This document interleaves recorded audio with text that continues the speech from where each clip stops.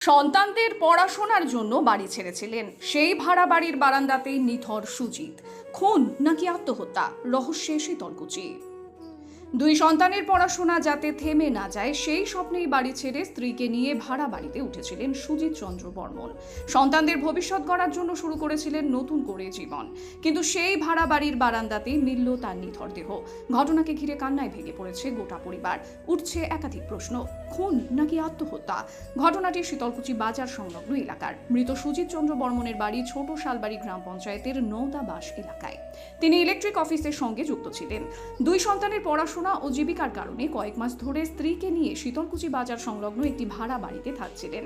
পরিবার সূত্রে জানা যায়, গতকাল বিকেলে বন্ধু বাপ্পির সঙ্গে বাড়ি থেকে বেরিয়েছিলেন সুজিত। তারা মাথা ভাঙায় গিয়েছিলেন। রাতে বাড়ি ফিরে খাবার খান তিনি। এরপর কি ঘটেছিল তা নিয়ে তৈরি হয়েছে রহস্য।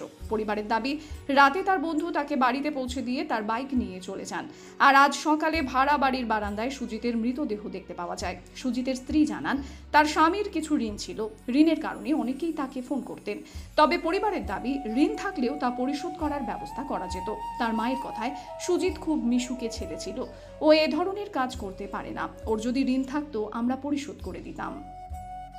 স্থানীয় বিজেপি পঞ্চায়েত সদস্য শিবু বর্মন জানান, রাজনৈতিক মত আলাদা হলেও সুজিত সবার সঙ্গে ভালো ব্যবহার করতেন। তিনি প্রাক্তন পঞ্চায়েত সদস্যও ছিলেন। এখন প্রশ্ন একটাই, বারান্দায় কিভাবে মৃত্যু হলো সুজিতের? সত্যিই কি ঋণের চাপে তিনি আত্মহত্যার পথ বেছে নিয়েছিলেন, নাকি মৃত্যুর পেছনে রয়েছে অন্য কোনো কারণ? পরিবারের তরফে ঘটনার পূর্ণাঙ্গ তদন্তের দাবি জানানো হয়েছে। খবর পেয়ে ঘটনাস্থলে পৌঁছয় শীতলকুচি থানার পুলিশ। মৃতদেহ উদ্ধার করে ময়নাতদন্তের জন্য মাথাভাঙা মর্গে পাঠানো হয়েছে। গোটা ঘটনার তদন্ত শুরু করেছে পুলিশ। ময়নাতদন্তের রিপোর্ট ও তদন্তের পরই মৃত্যুর প্রকৃত কারণ স্পষ্ট হবে। আসার পরে এখানে ওনাকে শীতলকুচি আমরা থানার সামনে জল খাই, সিগারেট খাই। মাথাভাঙা কখন যাও? মাথাভাঙা আমরা গেছি 5:30টায়। মানে কি কাজের জন্য? মাথাভাঙা গেছিলাম আমরা কল্যাণ স্যারের সঙ্গে দেখা করতে। আচ্ছা। একটা কাজের জন্য, কাজের সূত্রে গেছিলাম। সেখানে কথাটা বলে রাত্রে ওখানে আমাদের 11:30 বেজে গেল। তারপরে আমরা একটা বাইকে করে, এক বন্ধুর বাইকে করে আসলাম। আচ্ছা। আসার পরে শীতলকুচিতে আমাদের নামাই দিল। নামাই দেওয়ার পরে আমরা দুজনে জল টল খাইলাম, সিগারেট টিগারেট খাইলাম। খাওয়ার পরে এদের বাড়ি চলে আসলাম। আসা এনাকে রাইখে আমার বাইক ছিল এনার বাড়িতে, বাইক নিয়ে আমি চলে গেছি। যাওয়ার পরে বাড়ি যাওয়ার পরে আমাকে ইনি ফোন করছিল। ফোন করার পরে আমাকে বললো, ভাই বাড়ি পৌঁছেছিস? আমি বললাম পৌঁছেছি। তারপর ফোন রেখে দিল। আর ঘুম থেকে সকালে উঠে দেখি এরকম। কোনো কি টেনশনে ছিল কালকে যে মিশে ছিল? কালকে যখন আমাদের সঙ্গে ছিল তখন খুব হাসি খুশি ছিল, কোনো ছিল না। মনে হচ্ছিল না? টাকা পয়সার কোনো বিষয়, লেনদেন এরকম কোনো বিষয় শুনেছি? টাকা পয়সার কোনো বিষয় এরকম এমন কোনো বিষয় না চাপ করে। পারিবারিক কোনো অশান্তি ছিল? পারিবারিক সমস্যা আমি দেখি নাই, আর আমি জানিও না। আমি যখন ছিলাম তখন কোনো পারিবারিক সমস্যা ছিল না। স্বামী স্ত্রীর মধ্যে ভালোবাসা ভালো ছিল। আমার নাম বাপি বিয়ে।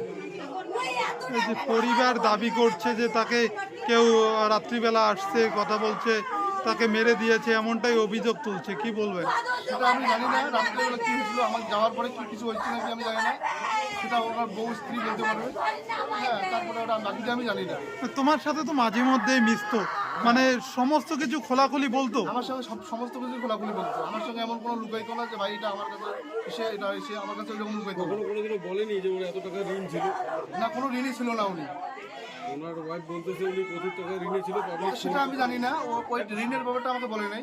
ওনার ওয়াইফ ভালো করে বলতে পারবে টাকাটার বিষয়ে। কি নাম তোমার? আমার নাম বাপি মিয়া। একসাথে কাজ করো? একসঙ্গেই কাজ করি। ও কোন ডিপার্টমেন্টে ছিল? ও বিল করে। আচ্ছা। আমিও একদম বিল করি, রিটার। আচ্ছা, সেই সূত্রে বন্ধুত্ব? সেই সূত্রে বন্ধু। আচ্ছা, যে মারা গেছে তার নাম? সুজিত চন্দ্র বর্মা। আপনার বাড়ি? আমার বাড়ি বড় বাড়ি। আচ্ছা। যে সুজিত নাকি সুইসাইড করছে। হ্যাঁ, এটা ভাবে আমি এক জায়গায় ফোন করি, সত্যটা জানি না। আচ্ছা। বললো যে হ্যাঁ কথাটা সত্য। হ্যাঁ, তারপরে আমরা এই যে দুইজনে আমরা চলে আসি এখানে। আসি দেখি ঠিকই আছে। কি মনে করছেন, এটা সুইসাইড এটা তো নাকি? আমাদের একটা সন্দেহ লাগছে যে এরকম করে এই ছেলে এরকম কাজ করতেই পারে না। হ্যাঁ, আমার মনে একটা খটকা লাগছে যে হয়তো কোনো চক্র আছে এখানে। হাসি খুশি সবসময় মানুষের সাথে না, না, মিশতো? মিশে। আমাদের সাথে মাঝে মাঝে কথা হয়। তো পরিবারের কারোর সাথে কথা হয়েছে আপনার? পরিবারে এখনো হয় নাই, ওরা তো সবাই ব্যস্ত হয়ে আছে, দেখা যাচ্ছে। আপনারা কি পুলিশ প্রশাসনকে বলবেন যাতে তদন্ত? হ্যাঁ, অবশ্যই বলবো তদন্ত হোক। উনি কেন বাড়িতে থাকতেন না এখানে থাকতেন? উনি এখনো ইলেকট্রিকে কাজ করে, হয়তো এখানে ওদের কাজের সুবিধার্থে? কাজের সুবিধার জন্য এখানে হয়তো ভাড়া বাড়িতে থাকে। আচ্ছা। হ্যাঁ, এটাই। এই যে মর্মান্তিক একটা ঘটনা, কি বলবেন? হ্যাঁ, এটা শুনে খুবই খারাপ লাগছে। আমাদের সমবয়সী বয়স, হ্যাঁ, ভাই বলে আমরা তাকে শ্রদ্ধা করি। কতদিন ধরে এখানে থাকে? মোটামুটি প্রথম হবে 7-8 মাস হবে। আগে বাড়িতেই ছিল? হ্যাঁ, আগে বাড়িতে ছিল। 7-8 মাস না, কাজে জড়িত আছে না, ইলেকট্রিক কাজ করে, হয়তো তার জন্য এখানে যাই হোক ওটা 5-7 মাস হবে। কখন জানতে পারেন আপনারা? কখন জানতে পারেন? কি কখন জানতে পারেন আপনারা? কখনো কখন জানতে পারছি এই সকালবেলা। শুনেই আসলেন? কি নাম আপনার? শিবচন্দ্র বর্মন, কোন পঞ্চায়েত দায়িত্ব? সদস্য। জায়গাটার নাম? এই জায়গায় সর্বেশ্বর জয়দিবার 268 নম্বর। যেখানে ঘটনা ঘটছে? ঘটনা ঘটছে এটা শীতলকুচি।